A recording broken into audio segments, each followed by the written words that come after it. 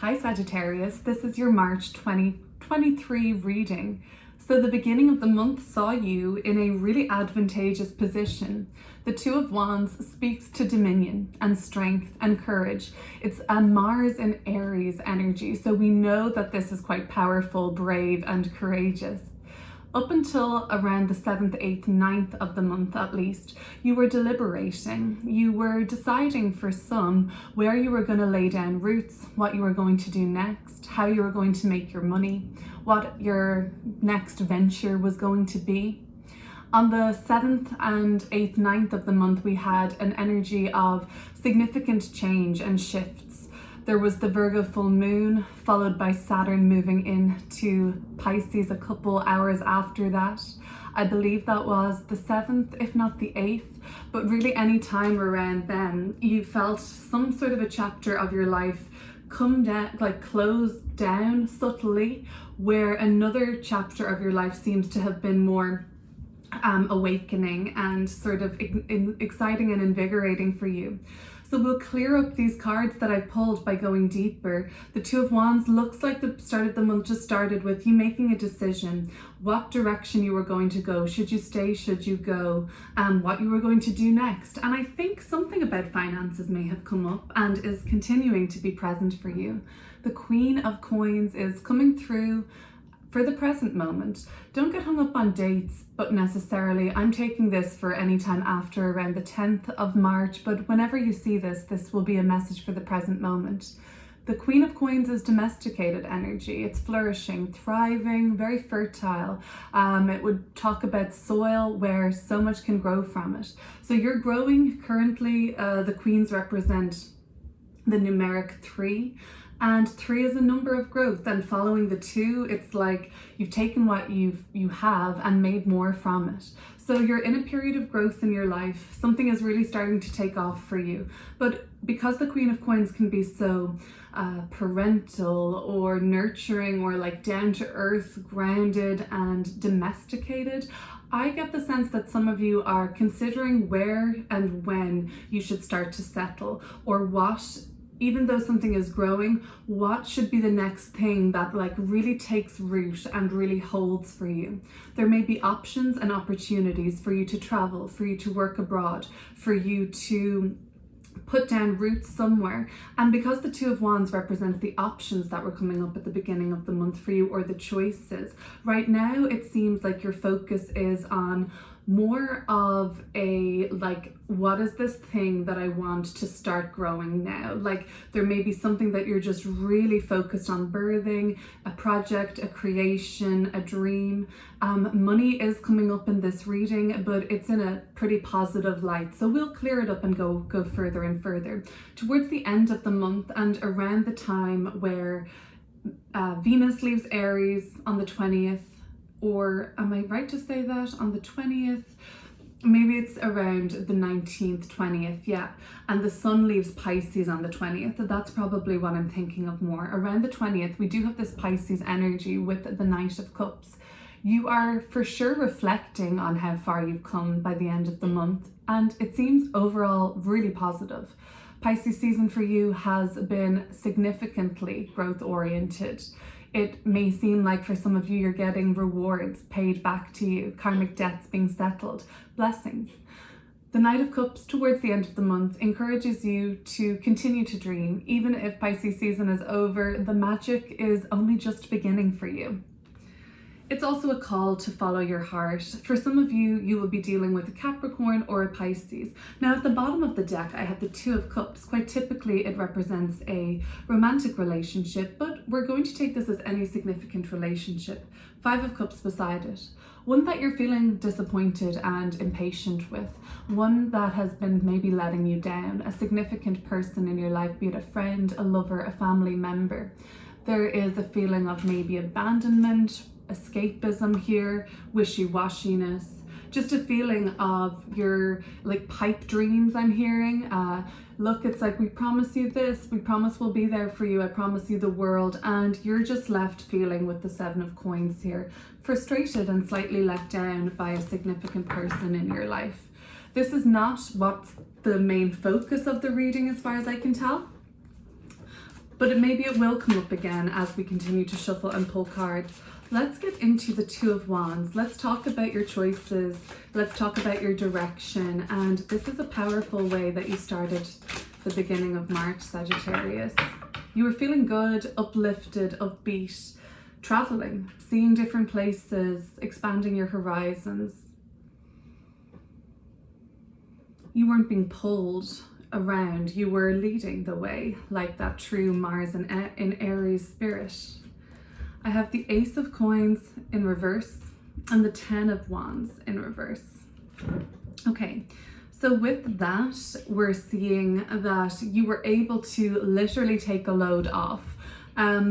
It's like you have been conditioned in some way, Sagittarius, to think that you have to say yes to everything.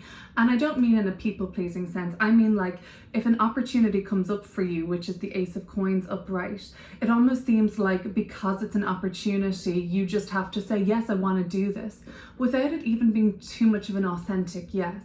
It almost seems like you don't want to miss out on any opportunity, so you're just like taking anything that comes your way. That's really go-getter of you, and it's really like pioneering and initiating of you, but it's kind of like it kind of weighs you down then, which is the 10 of Wands in reverse, to the point like saying yes to everything, not because you feel obliged or this kind of like people-pleasing tendency. It's not from a place of weakness. Again, the 2 of Wands is dominion and strength. So it's from a place of like, I need to take on everything because these are great opportunities. They're exciting. Like, you want to say yes. It's not like you don't want to say yes and it's like a resentful yes. You want to say yes and you do say yes, but then at the beginning of the month, you kind of figure out that you can't say yes to everything, or just time and physical body doesn't allow for it. So you've had to drop something, and that's okay. The 10 of Wands in reverse is, I like it more sometimes than the 10 of Wands upright. You know, we often see the 10 of Wands in the traditional deck of being like quite a back-breaking energy where there's been just too much put on your back. You're carrying too much. It's tiring. It's like exhausting, in fact. And when the 10 of Wands reverses, you realize you can't really go any further with it and you can't carry anymore. So you let something go. This is the traditional, or at least from the Rider-Waite-Smith deck, 10 of Wands. We see someone carrying a heavy load. In the reverse, they're almost delegating. They're almost letting something drop. And I see you physically having to say, no, I'm sorry, I can't do that. I'm going to have to pass up on that opportunity at the beginning of the month. And you actually maybe say, but I have a recommendation for you. This person could do it, or I could ask this person to cover for me. Or you know what? Figure it out yourself. That's what you could say. I'm sorry, I can't. Figure it out yourself. So there is this tendency to want to do everything because you want to, not because you feel you have to, and realizing that's just not possible, and then more of your priorities begin to slip. So it's not a bad thing. It's just a bit, I guess, bringing you closer to what matters the most for you. Other than that, you may have noticed an opportunity to make money has passed you by somewhat, or you've had to say no to it because of your busy jam-packed schedule. You may also have felt a little shaded by something if it turned out that, you know, somebody picked or selected somebody else other than you for a task, for a job, for recognition. That could be just where we're seeing a missed opportunity. But hey, I don't think it's the end of the world. Maybe you did feel slighted, but at the same time, I get the impression that, like, well, the 10 of Wands in reverse, it's like you've got enough on your plate anyway, so you've got more than enough. You don't need to take on everything just because they're opportunities. And even if they're good opportunities, that doesn't mean you have to say yes to everything, okay? So let's have a look at the present energy now. The Queen of Coins. Okay, let's check out the Queen of Coins for you, Sagittarius. So we haven't seen that relationship crop up yet. Just quite yet. It may still, but I do have a recent relationship reading for you on my Patreon, Sagittarius, which I will link below. You may be interested in checking that out.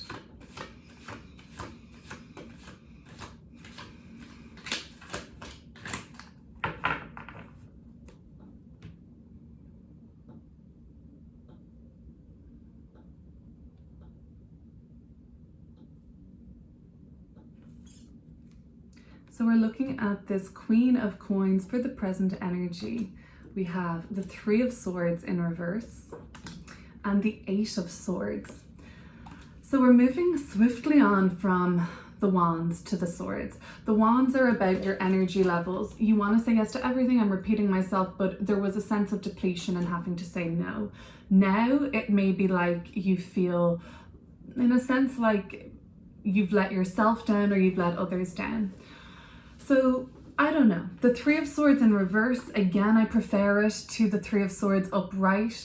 The Three of Swords upright, traditionally we see a heart with daggers through it and rainfall. So it represents sorrow. It represents a painful experience on some level. But when we see the reversal of this, we in fact see the swords falling away. I love this version of the deck. We see, or the Three of Swords rather, we're seeing like demons, we're seeing a dramatic mythological scene, high drama, high intensity, saving, a hero, a damsel in distress. In the reversal, the drama is sort of alleviating. And is there a part of you, Sagittarius, that misses the drama and the intensity? If that's the case, you may be seeking out something that makes you feel alive, something that even reminds you of how you're used to seeing things being played out in your childhood, in your current relationships, in your current world, where things always have to pack a punch, where things don't feel normal for you unless there's something going on. So you may be slowly kind of rewiring those settings or reworking those settings where you can accept chill, you can accept things just being peaceful or even, dare I say, slow. So that could be where that saying no to things is you're learning how to kind of be able to settle a little more. I'm not stereotyping Sagittarius, I hope, but there is that kind of freedom seeking and independence that does come through with the Two of Wands, which does really ring true for a Sagittarian archetype. You may be kind of thinking to yourself, will I ever settle? Is it time to settle on something? But in the present moment anyway, you're feeling a little trapped or restricted. In this version of the Queen of Coins, we do see her in a gated situation. I think they're just trying to perhaps suggest some sort of a horse and carriage, but with that kind of air of privilege, or with that air of like a posture or a sort of importance in society. That does come with its limits and restrictions too, right? And I say that because the Eight of Swords, quite traditionally, we're seeing somebody in a prison of swords, a prison of their own mind. But both of these talk about control. Are you feeling controlled or restricted by your domesticated situation? Are you feeling controlled or restricted by where you're currently laying down roots? Are you looking for something more expansive in your surroundings? Again, this is a Sagittarian theme, but it seems like some of you are saying things like, I want to go and see the world, I want to go travel and expand, but I've just started this job and it would be probably better for me to kind of get a year in this job under my belt. So you're making somewhat, like, these excuses may be completely valid, but you are excusing something and you are having to decide between something and another, and there are excuses coming up here. The Queen of Coins and the Eight of Swords. So whatever you do feel currently restricted by, it could be a person. This Queen of Coins, like I said, is it a parental figure? Yes, perhaps. The Three of Swords in reverse is just saying like, this is difficult for you because it's unfamiliar. The Eight of Swords speaks a lot about the brain taking the driving seat and taking the reins. And that can be good at times when we need to use our logical mind and when we need to problem solve and think up of solutions. But there's other times where it's more beneficial to us, which you're leading towards this kind of way of thinking or way of moving, to lead from the heart and to not overcomplicate things by overthinking things and blocking your own intuition. So there is some sort of a restriction there, and it's you kind of grappling with this sensation like, oh, maybe I do need to just kind of like lay down some roots, settle something, because you're like used to a certain amount of high intensity, and now you're being called to just bring about some more peace. I feel like you are worrying yourself about letting somebody down. And yeah, the Five of Wands in reverse at the bottom of the deck. I mean, this often speaks to conflict or tension or competition easing off. You don't need to be in demand 24/7, or you don't need to be busy 24/7, and you don't need to take on every hour that's offered to you. You don't have to say yes to every single, even if it's a good thing like a promotion, but there's a listening to what you need. And there could be some pressure coming up as well here, or feeling controlled by something or somebody. Okay. Let's move on and look at what's coming through for you towards the end of the month. I'm putting this around the 20th of the month onwards, but again, let's not get too caught up with dates. I like to use dates in my own meditation just for a blueprint for myself. We have the vernal equinox on the 21st, as well as the Aries new moon on the 21st, and that's just after the sun leaves Pisces and moves into Aries, making a stellium there in Aries, big lineup of planetary bodies in Aries by the 21st. So like the reading starts off with an Aries energy, you don't have to sacrifice opportunities forever, Sagittarius. You just have to prioritize and see which ones really truly like your heart is calling you towards. Who or what your heart is calling you towards. For some, yes, maybe you do have a romantic situation where you're choosing between two people, choosing to stay in a relationship or to drop the relationship, feeling more trapped and restricted by somebody in a relationship. And of course, the fear of breaking someone's heart is also coming up for some, not all of you. Let's look at the Knight of Cups. Three of Cups, I like it. Page of Cups. Now this is where the feeling and the opportunity and the good fortune begins at the end of the month. That's where the Wheel of Fortune is at the bottom of the deck. This is a great omen for travel, for expansion. This is a great sort of indicator of like destiny taking its course and you kind of stepping into alignment more and more towards the end of the month. So we have like a clear wands at the beginning of the month, swords at the middle, and cups all round by the end of the month. Wands is your action, your hustle, your determination, your will, actually what you're doing physically. Then you seem to be just in a prison of your own mind and thoughts. For some reason, you're kind of stuck there in the middle of the month. Somebody or something has you stuck, or your just surroundings, your neighborhood, your where you are has you stuck. But you really learn to surrender by the end of the month. Listen to your inner child, your inner teenager. That's the Page of Cups and the Knight of Cups. They are asking for fun, for celebration, for lightness and enjoyment. They're asking to play. And there are things that you can do to make money. There's things that you can focus on, and there's jobs, there's opportunities that don't have to sacrifice fun and creativity and a sense of being alive. You're just trying to work out how, and that's when the kind of tensions come up for you mid-month, because you just don't really see how that's possible just yet. But by the end of the month, your I think after the 21st, after that new moon, your inner child really comes alive, and your inner teenager, your young adult part of you, those dreams and hopes become real for you. And even if they're not concretely manifested, it's a feeling at least. The heart is saying yes, and it's a really good place to tap into.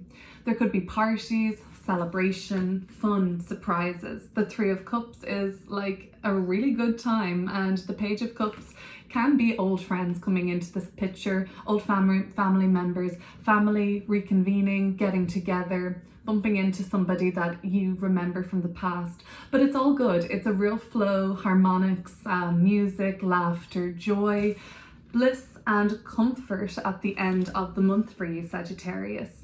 Have a great month ahead, and this doesn't have a whole lot of major arcana, okay? I see one Wheel of Fortune at the bottom of the deck. That is not to say that there's no soul growth in March. It's more like that you're living. You're just living. You're not just getting by.